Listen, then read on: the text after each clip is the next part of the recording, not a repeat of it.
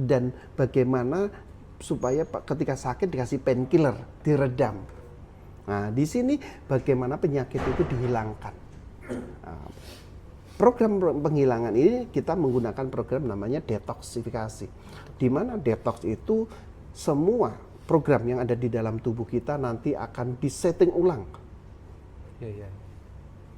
Di recovery, diperbaiki. Nah, dengan cara seperti apa? Dengan cara sistem metabolisme tubuh kita nanti akan mendetoks, detoksifikasi ini sendiri nanti akan keluar, mohon maaf, kotoran melalui feses atau dengan BAB, pipis, keringat, bau mulut, kotoran lewat hidung, mata, telinga. Nah, itu adalah cara tubuh kita mengeluarkan toksin ataupun racun. Tuh.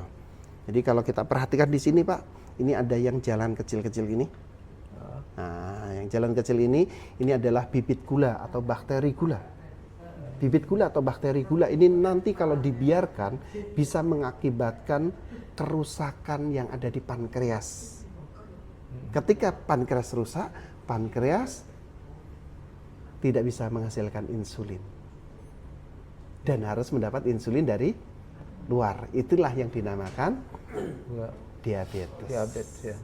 Nah, tapi di sini kita tidak bisa memvonis, diabetesnya berapa, sekian, tidak. Intinya gini, adapun hasil analisa ini ada yang Bapak rasakan dan belum dirasakan, intinya bagaimana menghilangkannya. Ya. Mau dirasa atau belum dirasa. Ketika sudah terdeteksi, insya Allah bagaimana menghilangkan penyakitnya. Ya.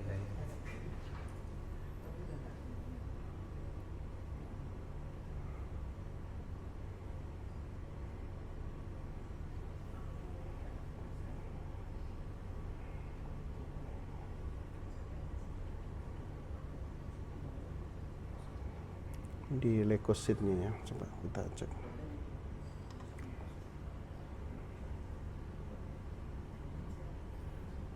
Banyak leukosit ya, leukosit. Jadi warning di leukositnya sel darah putih, Pak. Orang-orang yang kecenderungan punya sel darah putih itu satu, jarang sakit, tidak pernah sakit. Ya. Cek lab selalu bagus. Tapi ketika sakit tewar langsung.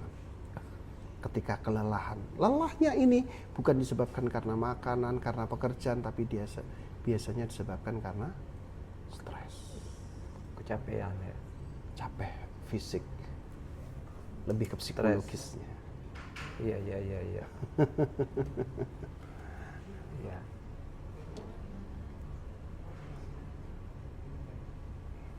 Nih banyak yang kayak gini nih.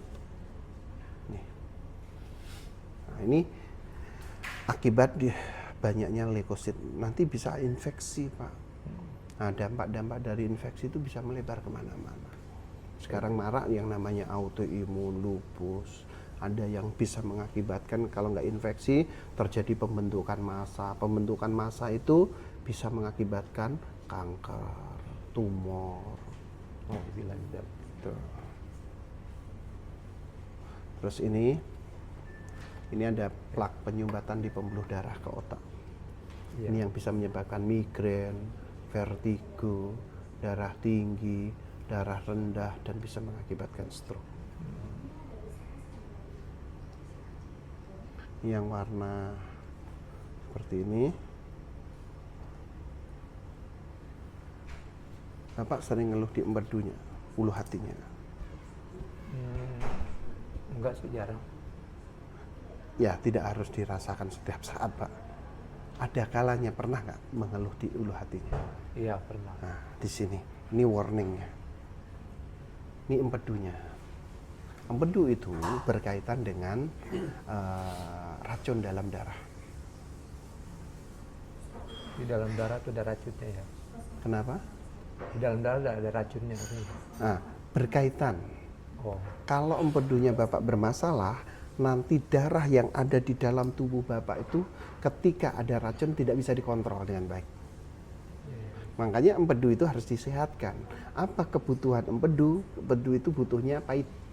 Makan makanan yang pahit-pahit. Oh, iya. Tapi yang natural. Nah, bisa dengan, tapi yang soft juga. Pahit itu dari mana saja? Pahit itu bisa dari pare dan pepaya. Pahitnya lebih soft, bukan malah jamu ya, jamu kayak Perata Wali, jamu pahit-pahitan dan sebagainya, bukan. Tapi pahitnya itu lebih soft.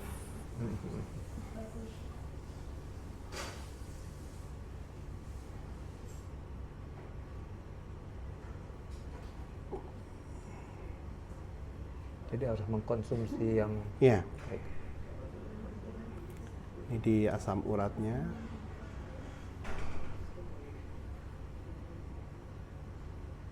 Ini di asam uratnya. Nah, ini yang bulat. Ini di prostatnya, ya Pak. Prostat. Ya, indikasi prostatnya sudah mulai hati-hati, warning. Nah, ini sama. Ini di prostatnya ada penebalan di dinding prostat. Iya, iya, terasa itu. Ini di zoom out. Nah, ini ada penebalan, banyak banget nih prostatnya. Nih, prostat itu nanti yang dikeluhkan biasanya yang sederhana aja. Yang sering keluhkan itu kalau nggak sering pipis, susah pipis. Iya, iya. Ketika pipis nyeri atau memang sering pipis. Tuh. Ini indikasi adanya penebalan dinding prostat. Apa yang diperlukan untuk prostat? Prostat itu sebenarnya memerlukan yang kandungan yang namanya flavonoid. Kandungan flavonoid itu sebenarnya apa? Contoh nih, yang sering biasa dikasihkan itu flavonoid itu biasanya kayak orang prostat itu suruh makan tomat yang dikukus. Kenapa? Tomat itu kalau masih segar itu kandungannya vitamin A. Tapi ketika dikukus jadinya vitamin C atau flavonoidnya tinggi. Nah, flavonoid inilah yang bisa menjadikan apa namanya enzim untuk di apa namanya kaitannya dengan apa namanya di prostatnya. Jadi sebenarnya prostat itu yang dibutuhkan cuman flavonoid atau enzim asam. Atau apa? Eh? Apa yang selain dari namanya apa? Tomat Enzim, tadi. Tomat. Iya. Nah, kami biasanya nggak mungkin kan Bapak ngonsumsi apa namanya tomat sehari 1 kilo. Nggak mungkin kan. Nah, kita cari second opinionnya, kita ada yang namanya propolis. Nah, kandungan propolis itu flavonoidnya sangat tinggi dan sangat efektif untuk potensi-potensi prostat, bahkan yang kena kanker prostat sekalipun. Nah, ini di prostatnya. Terus ini darah Bapak kecil-kecil. Darah kecil-kecil itu nanti akan mempengaruhi apa namanya kualitas dari sel darah merah. Jadi sel darah merah yang kurang kandungan zat besi, dampak yang diakibatkan apa? Ngantuan, susah tidur dan gelisah. Iya, iya, iya.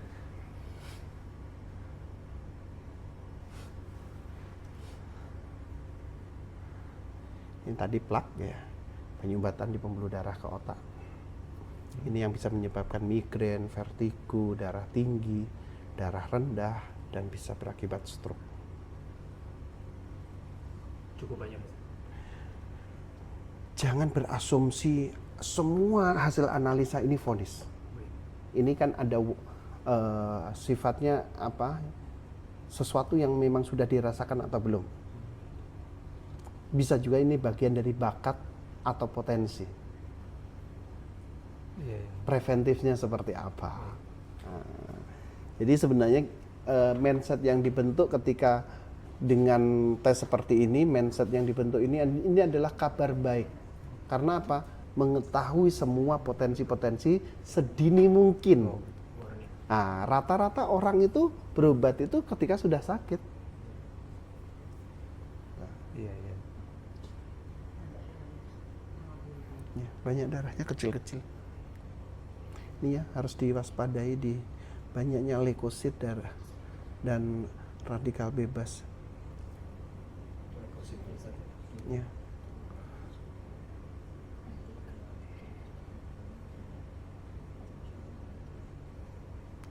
Oh. Panjang banget nih. Kolonnya. Apa itu? Usus. Jadi sistem pencernaan Bapak pasti bermasalah. Itu ya. Ini menandakan usus. Usus besar, usus 12 jari, banyak bakteri. Dan kalau sudah seperti ini, hati-hati. Larinya kemana nanti? Bisa larinya ke kanker usus. Ini disebabkan oleh apa? Akumulatif. Makanya mohon maaf, saya boleh tahu riwayat Bapak? Boleh tahu Pak? Dulu kerja di apa dulu? Maksudnya sakitnya gitu. Enggak, pekerjaan Bapak dulu. Dulu. Kalau saya ya profesi guru Dari muda. dari tahun 80. 80, Masya Allah.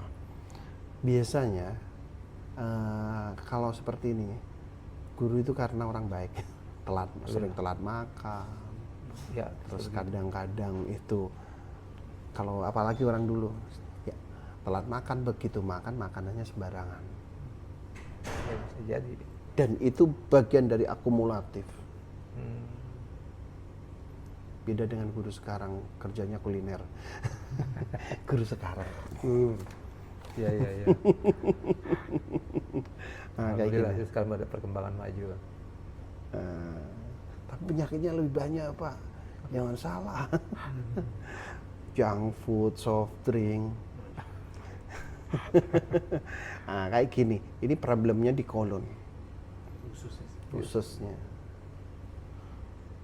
Ini akumulatif Pak. Mungkin makanya dari data-data ini nanti kita compare dengan apa yang Bapak rasakan. Karena kondisi-kondisi seperti ini jadi liar, bisa liar Pak. Iya. Liarnya nanti mungkin saat ini saya fine, nggak ada masalah gitu kan.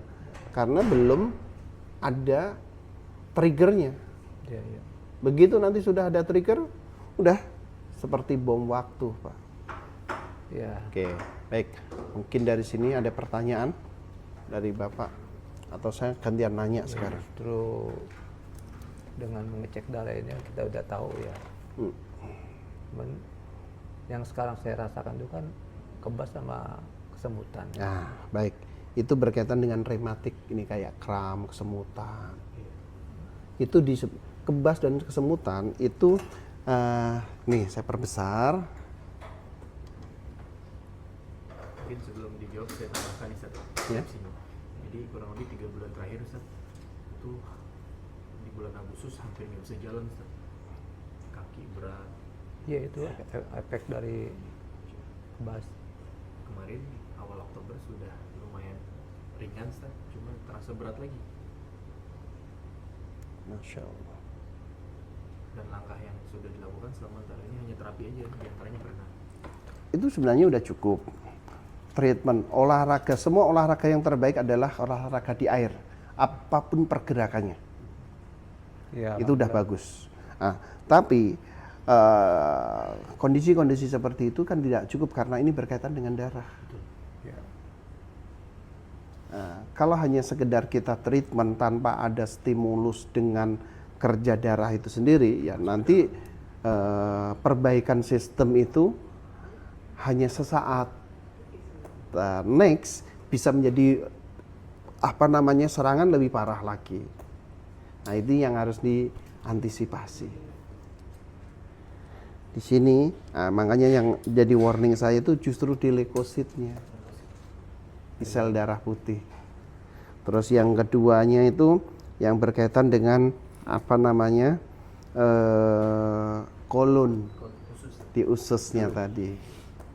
Makanya beliau itu sebenarnya karakternya itu sakit itu nggak pernah dirasa, begitu serangan baru. Ya memang iya. Dan ini akumulatif loh Pak. Iya. Udah bertumpuk-tumpuk rupanya ya. Iya betul.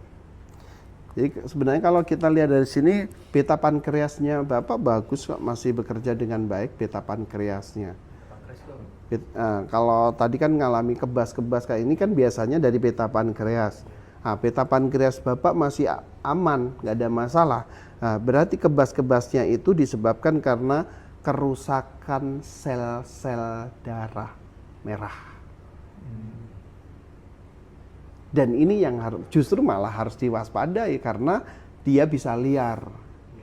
Iya. Itu mengatasinya. Insya Allah kita detox. Mohon maaf, Bapak riwayatnya dulu pernah merokok nggak? Pernah. Nah, soalnya sisa-sisanya masih. Bapak kan cuma berhenti ya, Ya. belum pernah mengobati. Iya. Berhenti berapa puluh tahun? Baru-baru. Oh baru. Berapa hari? Berarti mantan ahli hisab nih. Sejak sakit aja saya berhenti merokok. Tapi sebenarnya gini Pak, saya bukan tipe orang yang ngejudge, gara-gara ini, gara-gara rokok dan sebagainya. Kadang-kadang justru banyak orang sehat itu justru karena rokok, endorfin. Nah, cuman bagaimana cari second opinion selain rokok, apa yang lebih efektif, lebih menyehatkan ke kegiatan-kegiatan apa? Karena ada beberapa yang di sini itu kalau saya dievaluasi ini banyaknya radikal bebas.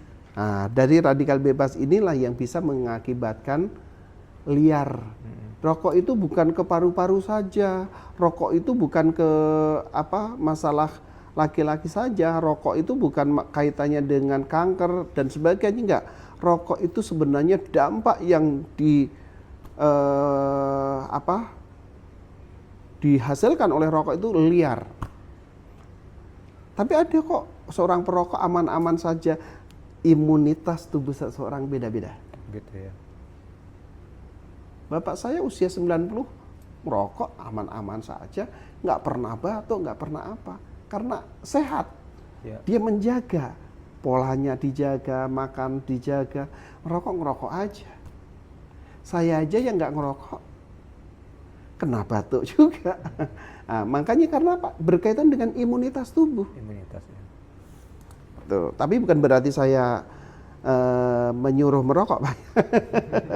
Nah, kalau bisa memang menghindari. Jadi nyindir orang yang di belakang saya ini. ahli hisab. Lalu yang berhubungan dengan kebasnya apa lagi? Kerusakan sel darah merah. Kerusakan sel darah merah dan rematiknya. Terus di sini tadi kan ada plak penyumbatan di pembuluh darah ke otak. Itu yang bisa menyebabkan migrain, vertigo, darah tinggi, darah rendah. Nah, itu stimulus oksigenasi yang ke otak itu biasanya terhambat. Tuh. Baik, ada pertanyaan, Pak? Ya. Cukup ya? Untuk pengobatan Nanti biar diterangkan sama Mbak Sri untuk dosis-dosisnya berapa. Kita obat pakai herbal, Pak. herbal. Nah, sebenarnya treatment paling bagus itu Bapak sudah renang itu sudah bagus, tapi tidak cukup dengan renang. Ya. Karena yang dibutuhkan Bapak itu adalah stimulus yang ada di darah. Ya. Kemarin kita kan sempat menempuh lab EMG ya Ustaz. Mm-mm. Itu ponis apa keterangan dari labnya itu kan ada masalah sedikit di syaraf periferi, tepi ya. Cuma belum lanjut tes lagi, belum sampai ke MRI. Ya, itu kaitannya dengan Sel darah merah kerusakan dan plaknya. dan pelaknya. Nah, oksigenasi yang di otak itu melambat.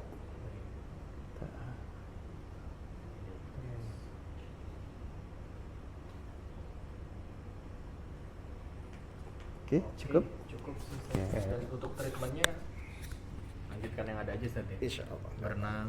Ya, olahraga yang sangat efektif di usia-usia Bapak itu adalah olahraga yang di air. Semua yang berkaitan dengan air itu tidak harus berenang. Nah, kalau pengen lebih efektif lagi satu, di air cari kolam yang paling dalam.